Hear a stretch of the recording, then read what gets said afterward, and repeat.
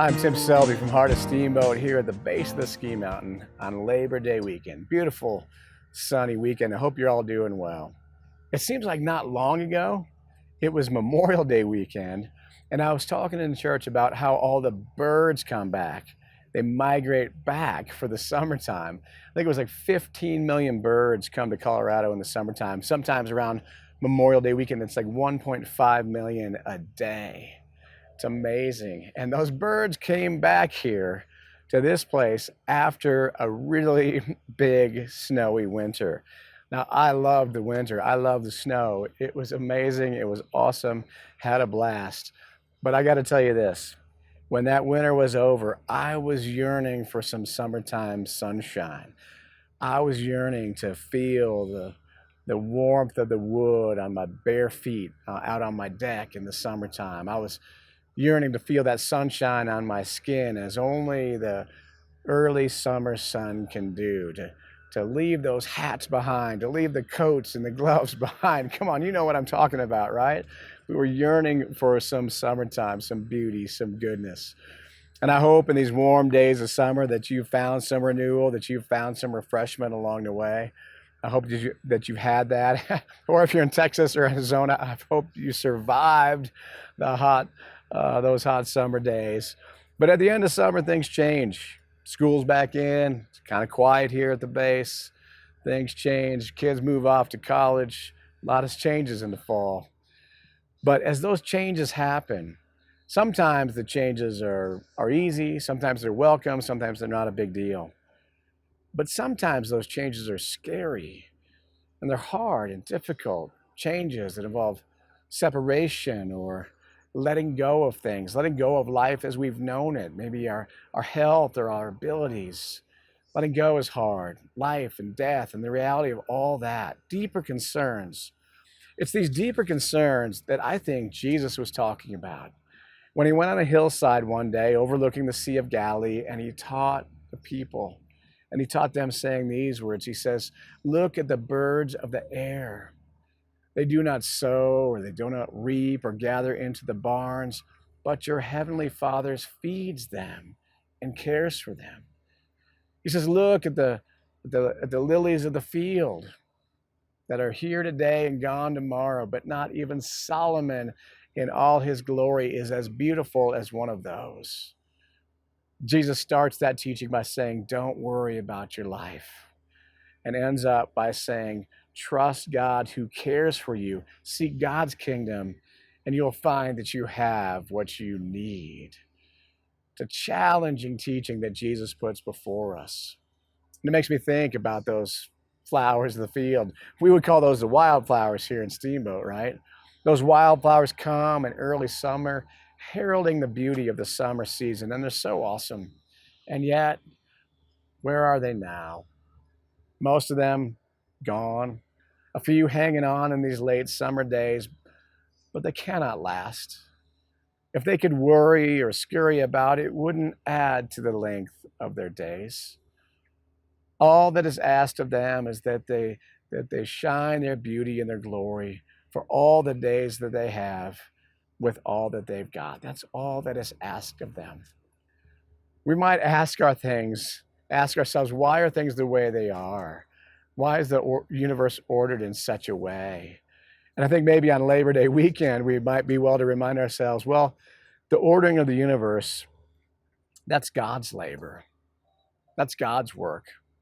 It's not mine. It's not yours. God orders the universe with an order of a grace as God sees fit. And sometimes that order and grace with which God orders the universe, it eludes our understanding. The psalmist writes, "The earth is the Lord and all that is in it."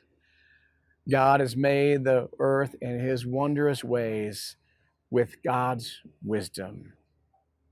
God's wisdom, not ours. You know those birds I was talking about? I've had some amazing experiences with birds this summer. I'm not a bird guy, really. I'm not a bird watcher. It's never been a big thing to me. But this summer, man, I have been touched by the birds. From the white American pelicans that float on some of our lakes. I've had the experience being on my paddleboard and those birds taking off and their wingtips touching the water. flipping drops of glorious lake water up into the air. And as they flew right by me, you could hear the sound of the bird in flight. It's so amazing. Got to experience eagles, bald eagles, golden eagles, hawks, bluebirds. Right outside my house, there's these little gray birds that have started living in our lilac bush. I don't know what kind of birds they are. They just showed up out of nowhere, and it's been really kind of cool to have them there for the summer. But these birds that just got here after Labor Day, they're already starting to leave. They're already starting to fly south. And some of them, there's a bird called the yager that goes all the way from the Arctic Circle to South America. And if some of them fly through Colorado, they might land in your backyard or mine along the way as they make this trip from the Arctic Circle to South America. Why do they go? I don't know. That's God's work, right? But those birds, they just do it. They don't ask why they should go south. They don't worry if they're up to the task of making it or not. They just trust in the order and the grace of God's creation, and they go. And they go. And I think Jesus there on the hillside invites us to the same simple kind of trust, because he knows that our thinking and our overthinking, if you're like me, our thinking, our overthinking, and our worry won't help us out. They won't change the future.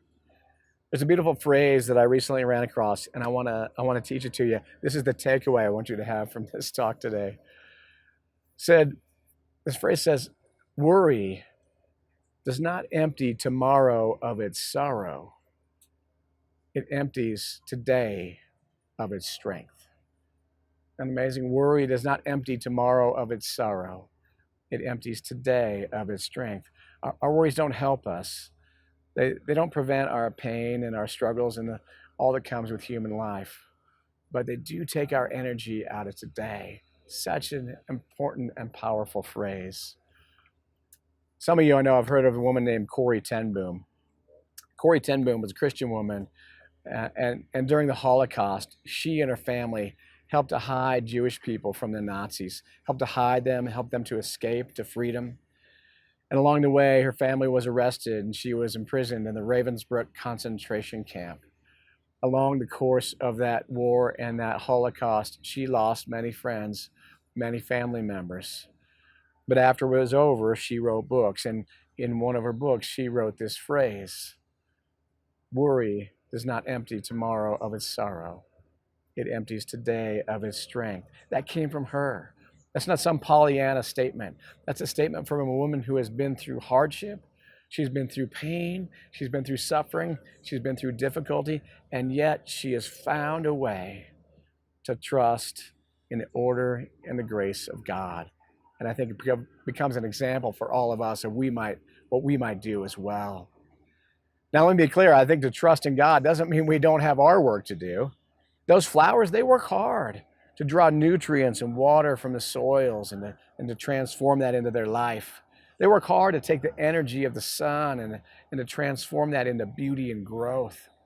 Those birds, they work hard to fly to South America or wherever it is they're going. They have their work to do and they do it, and we have our work to do. We need to work hard to be the people God has called us to be. We need to work hard to have a beautiful impact on the world. We need to work at helping ourselves to be healthy in mind and body and spirit.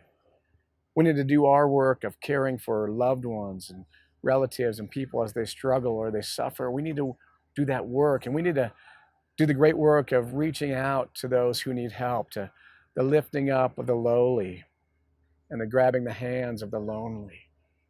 We have to do our work, and then we must trust. Even in our hardship, even in our pain and brokenness, even when we lack understanding, we must simply trust in the order and the grace of God. Now, I don't mean to be glib about this. That's easier said than done, but I think it's what Jesus calls us to, and maybe what Corrie ten Boom gives us a good example of. Sometimes I wonder, maybe you're like me, maybe you wonder, I wonder, why is it like this? Why did God make it this way? Why does it have to be so fleeting and short? Why does it have to be so painful? Why do some people have such deep struggles? Why does it have to be that way? Why do we all have to die in the end? Like, I wonder, why is it this way? And I don't have any answers for how it would work differently or how it might be better. I just wonder, couldn't it be longer and less painful? Couldn't we somehow get through it without so many broken hearts along the way? There's a movie from the 1990s called Michael. It's starring John Travolta, and John Travolta is an angel in this movie. He's a drinking, smoking, foul-mouthed angel. So this movie might not be for everybody, but I think it's a great movie.